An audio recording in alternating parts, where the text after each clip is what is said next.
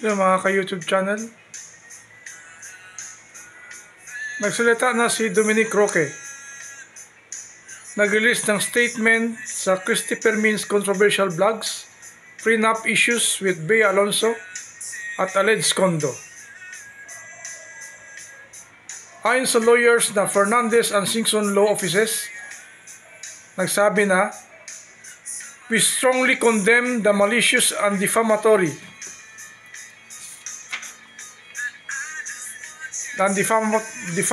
public statement of Ms. Firmin." Sa statement, na-clarify ni Dominic tungkol sa alleged condo unit, kinumpirma niya na lease ang condo unit na owned by Dapitan City Mayor Balit Talusos, at dininay niya na siya ang benefactor. Nag-apologize si Dominic kay Mayor Balit Talusos, pati sa pamilya niya. Please subscribe in my YouTube channel.